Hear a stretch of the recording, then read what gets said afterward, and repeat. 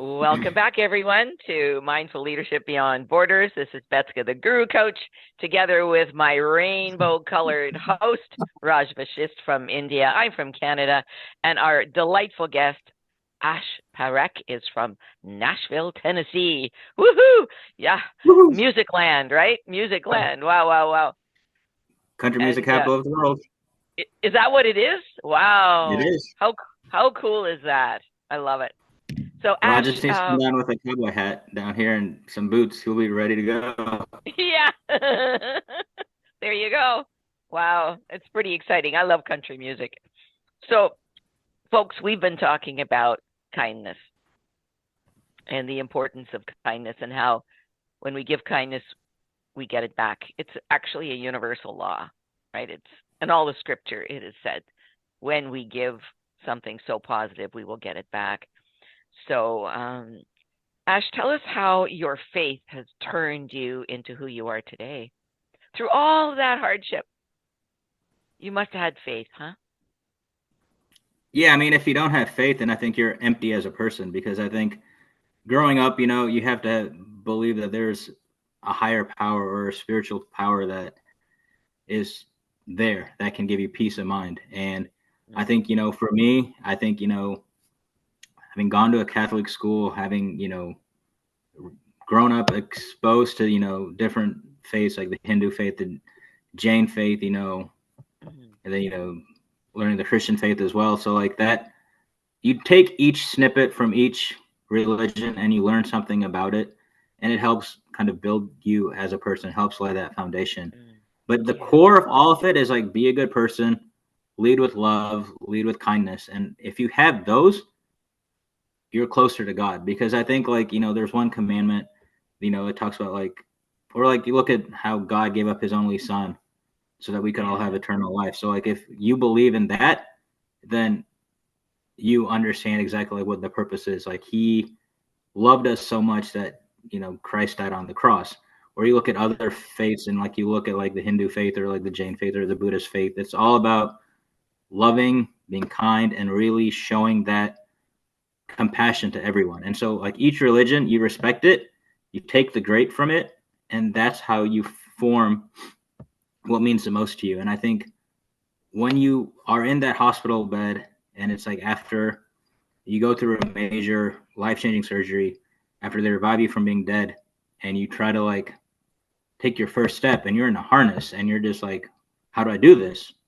You have to have that faith, like, I got this. And it's Yeah. tough, but you had to relearn a lot of things. I had to relearn how to drive, I had to relearn how to write, I had to relearn a lot.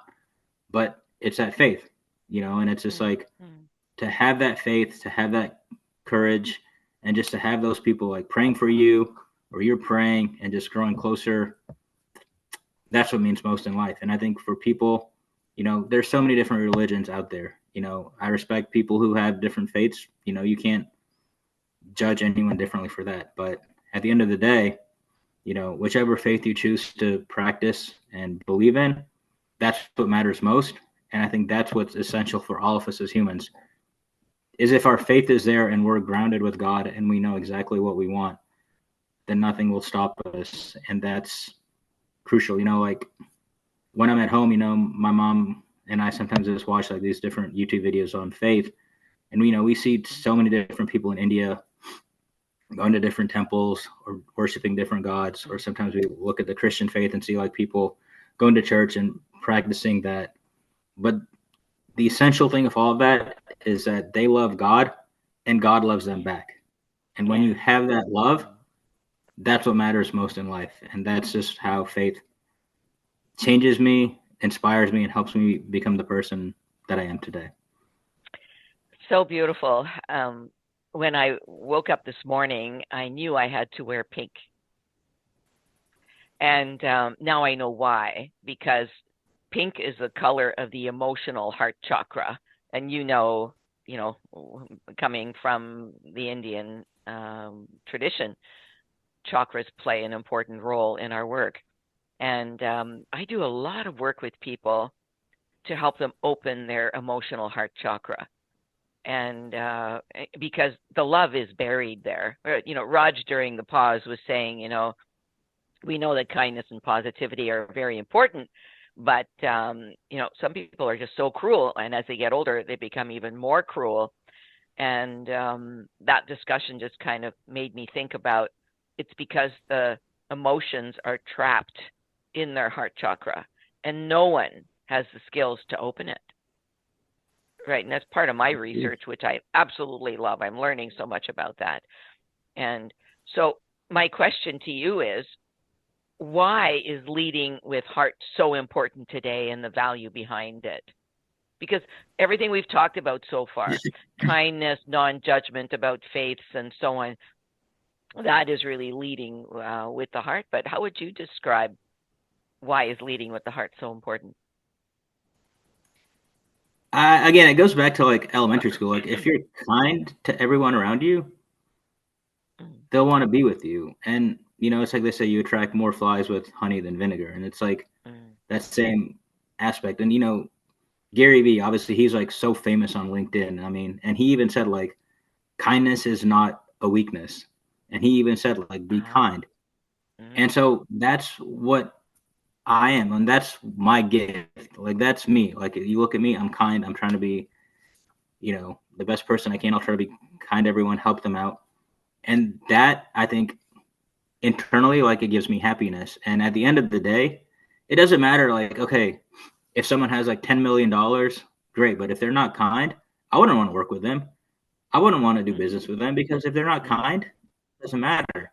And I think that's what matters most. One thing that, I remember about my dad, and, today is his anniversary, passed ago 5 years ago today. So it's been a little tough, but I know he was a very kind man. He led with his heart, and it didn't matter. Like if what I recall vividly, like we were in India and it was, either the servant at our family home or the driver or even like a businessman. He treated everyone the same. And when you see that in your dad, it doesn't matter the status, but you lead with kindness, that impacts you as a little kid. You're like, hey, this is how you're supposed to be. And I think that's one thing that I loved about my dad was that he treated everyone with respect. And that's what matters most. Or, people like Michael Ray, he goes out and leads with kindness, and that's why I love about him. Like he came to Nashville during COVID, and that's when we all had the mask. But he like was in downtown Nashville. He connected with someone in downtown Nashville who was not like in the best of situations, and offered to help him out. Why? Because Michael has a heart of God.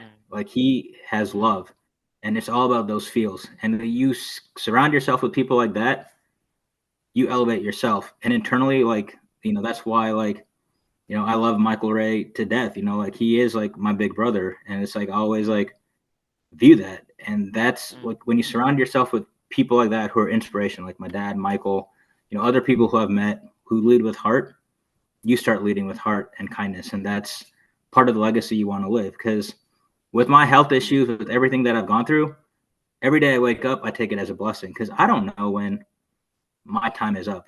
And, I hate saying that, but it's just the truth, like it could be tomorrow. It could be 40 years from now. I'm hoping 40 years from now because I still have a lot left to do. But, that's just why I try to lead with kindness and just make an impact in this world and do the best I can each and every day. Interesting story about your dad, because my dad was also one of those people. He was out in the community all the time, and even at a gas station, he got to know the names of the people serving at the gas station, or like you in a hotel or whatever. He knew everybody by name, and they respected him so much. And we learned that when at his funeral, the funeral parlor was filled with people. We don't know where they came from. We didn't know half those people, but it was from the gas station, the hotel, whatever. All the people that he was kind to. And I thought, and my dad didn't have much money at all, but it was his kindness and spiritual generosity that made him stand out. So it's kind of cool that we both had similar fathers, huh? It's true, yeah, because kindness it's what's needed. I mean, I think a lot of people, like when he passed, I think, there were so many of his college roommates from Stanford who would just call. And obviously I would have to answer the phone because my mom was devastated, losing her husband. I mean, it would have been 50 years, I think, just this year that they would have been married. So, but they would just say how great he was, how humble he was, how kind he was, how he just took people under his wing, even though he didn't have money. He just made it a point to like take care of them. And that's what is needed in this world. Because I think that's what I think people fail to realize. Oh, you have $1 million. Cool. But if you lead with heart, I think you have infinite wealth. And I think that's the key, And I think That's people true. like on LinkedIn sometimes post about, oh, I have made this $100,000 deal. Okay, big whoop. Yeah. Did you lead with heart? Did you lead with kindness? No, then it doesn't matter. And it's kind of like what Raj was saying earlier in our break about just, how authentic and kind people can be. And that's just why now I'm trying to surround myself with people who are kind, lead with heart, and that's like my tribe.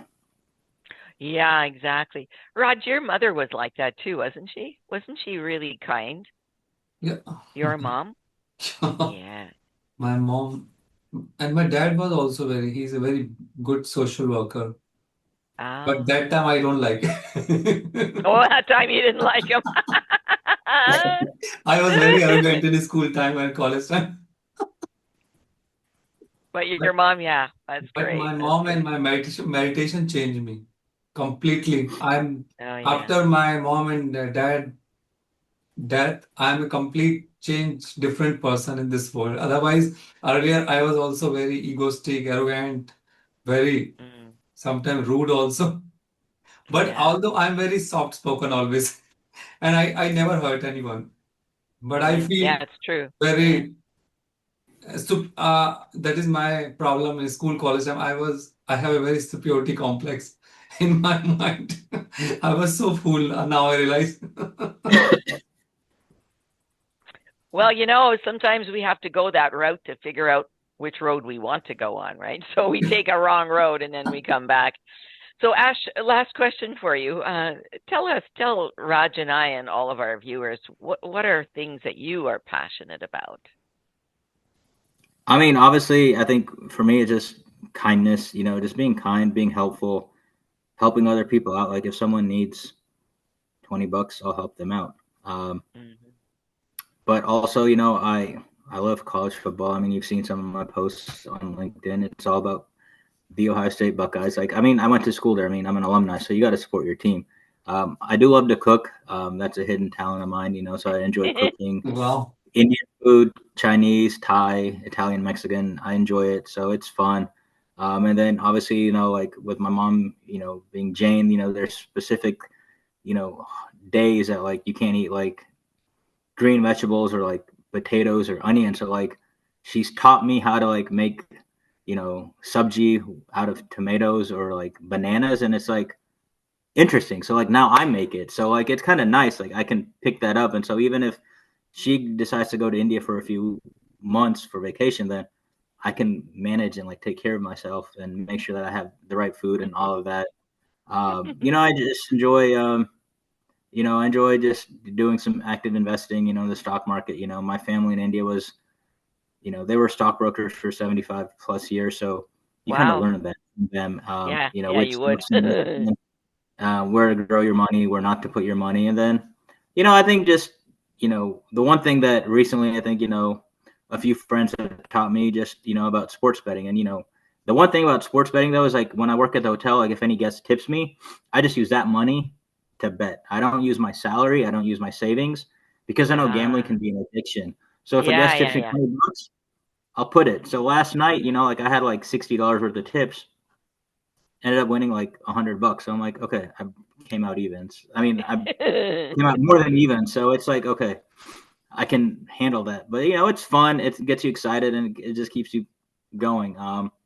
And I just love to, I'm a researcher at heart, so I just love to research and look at, different things, find out what makes the most sense. And I think now I'm just trying to enjoy a simple life, and I think less is more.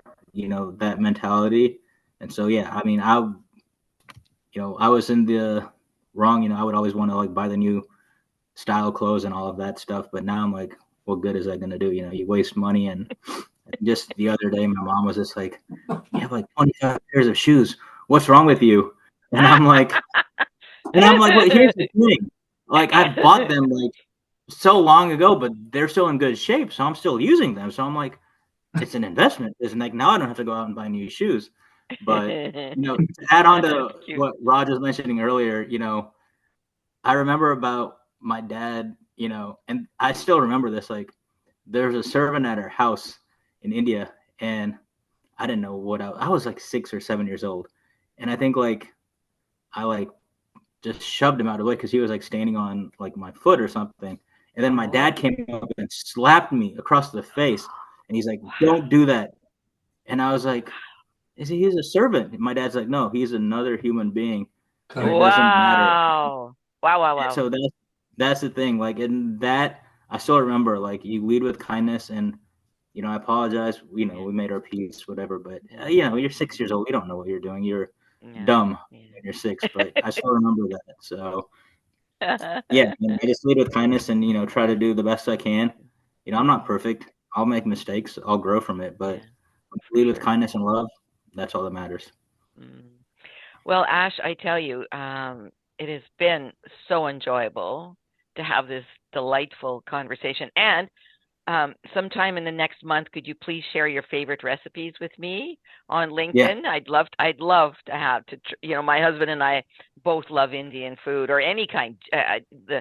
One of my favorite meals in India, because I've been there 8 times, was they asked me to speak at a Jain temple as a keynote speaker. And they had this amazing meal afterwards where everybody was eating with their hands. I couldn't figure out why they were eating with their hands. Never experienced that before. But the food was absolutely amazing. So whatever recipes you can share, I'd be delighted to try them out. Yeah. Yeah, I mean, I went to a Jain temple this past December with my mom in India, and there I think like they would just serve the food and then you would eat with their hand, and yeah, it was nice. And then I think the one thing is like you don't leave any leftovers, so you have to like basically like finish everything on your plate. And so even I'll admit, I left a little bit, and then my mom was like, "Finish that." So I was like, "I'm full." So like I waited 5-10 minutes and then I finished it. But hey, it's all good. It's all good. It's all good. So thank you, Mr. Kindness. We really, Raj and I, on behalf of Mindful Leadership Beyond Borders and all of our followers, we thank you for bringing your joy to us today. And may you have a wonderful holiday season. And we'll be in touch soon, huh?